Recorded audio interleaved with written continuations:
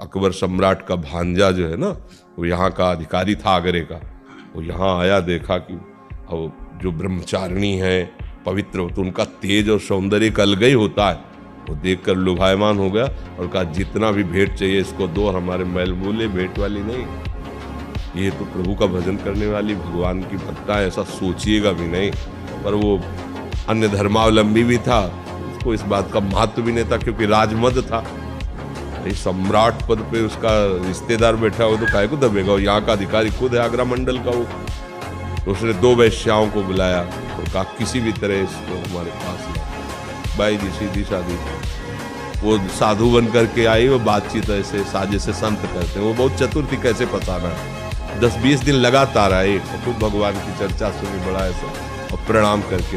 वो सरल हृदय, संत हृदय, विश्वास ही हमारा साधन है। हम लोग थोड़ी संशय करते हैं कि पता नहीं चल कर रहा है कि आप हाथ जोड़े तो लगे भगवान का निश्चय। वैसे ही 2 दिन फिर नहीं आई, तीसरे दिन फिर आई, तो स्वभाव बनता है कि भाई 2 दिन आप बीमार थी क्या, क्यों? तो उनका हमारे बहुत बड़े संत आए, उनकी सेवा में हमारी तो इच्छा है आप भी दर्शन करें। उनका भी हमारे तो वृंदावन में प्रभु के दर्शन करें, हमें क्यों?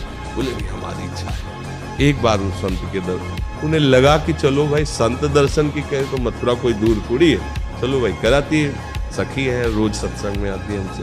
चली गई। जब वहाँ गई तो महल, तो उन्होंने सोचा संत है, चाहे महल में रखो चाहे झोपड़ी, हो सकता है कैसा।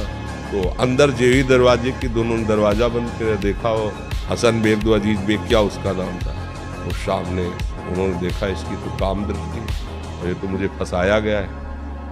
उनका दूर रहना, एक कदम भी आगे मत बढ़ना, इसी में तुम्हारा मंगल है, हम तुम्हारा मंगल चाहती हैं। वो काओ ये भाषा है क्या समझने वाला, जो कुआ मदान मदना तुरुआ, कामी पुरुष कभी ये नहीं देखता कि धर्म क्या है अधर्म क्या है, परिणाम क्या होगा, कामी पुरुष नहीं देखता, क्योंकि कामना में अंधा हो जाता है। बेटी है कि बहन है कि क्या है ये सब भूल जाता है। कुआ मदांधो मदना तुरुआ, अंधों में अंधा कौन? बोले जिसको काम। अब वो तो वैसे ही आगे बढ़ा, बस वो श्री हरिवंश श्री हरिवंश श्री हरिवंश, आंख मूंद करके प्रभु का भयंकर सिंह प्रकट हो गया उसी बीच में।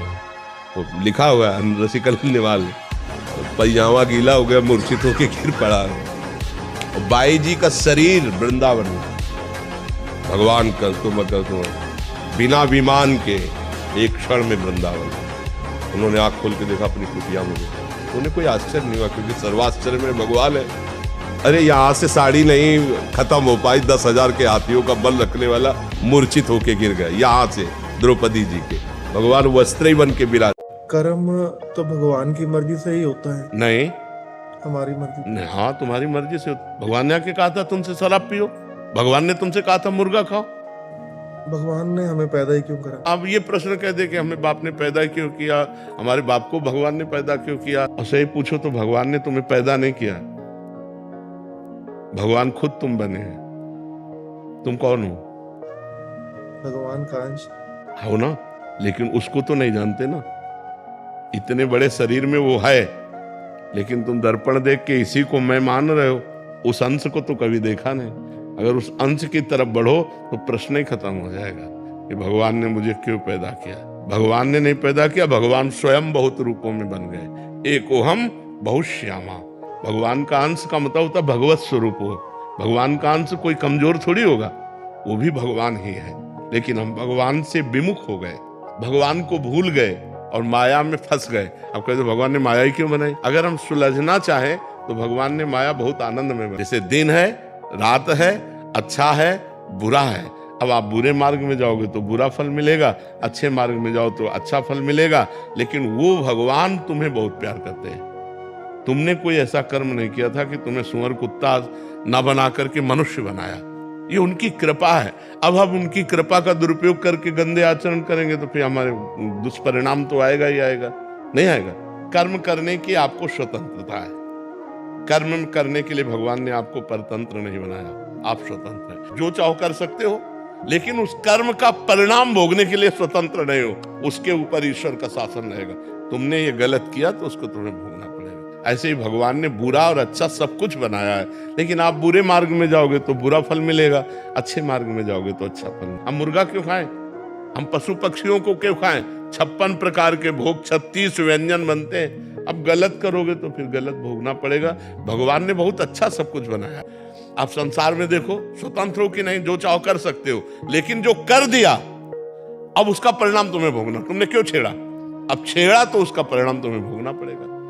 तो इसलिए हम कर्म सावधानी पूर्वक करें, ये चिंता न करें कि भगवान ने हमें क्यों जन्म दिया। भगवान ने हमें जन्म दिया है आनंद के लिए। कि हम गलत मार्गों में आनंद ढूंढ रहे हैं, शराब में आनंद ढूंढ रहे हैं, पराई माता बहनों में आनंद ढूंढ रहे हैं, हम मांस खाने में आनंद ढूंढ रहे हैं, हम गंदे आचरणों में, हिंसा में आनंद, ये दुर्गति का कार्य है। समझ पा रहे आप? गुरुदेव, गृहस्थ जीवन में किस समय, किस स्थिति में, किस क्रिया के दौरान नाम जप करना निषेध? किसी भी क्रिया में नहीं। नाम जप किसी भी क्रिया में निषेध नहीं। मंत्र जप के लिए विधान है कि आप जब आप पवित्र हो, अपवित्र क्रिया में हो, तो मंत्र जप न करें। तो यदि आप हर क्रिया में नाम जप कर रहे हैं तो आप बहुत बड़ा कार्य कर रहे हैं। नाम जप के लिए कोई निषेध नहीं। भगवान आदेश कर रहे हैं, मामनुस्मर युद्ध सर्वदा सर्वकालीन। सर्वदा शब्द है, सर्वकालीन, हर समय मामनुस्मर, मेरा स्मरण कर और युद्ध, अपने कर्तव्य का पालन कर। सोच में बैठे हैं तो हमारा नाम चल रहा है, कार्य कर रहे हैं तो नाम चल रहा है। नाम के लिए ये नियम नहीं है कि आप इस समय नहीं जप सकते, हर समय जप सकते हैं। मंत्र के लिए नियम है अपवित्र और पवित्रता का। तो हमें हर समय राम कृष्ण हरि जो नाम प्रिय, राधा राधा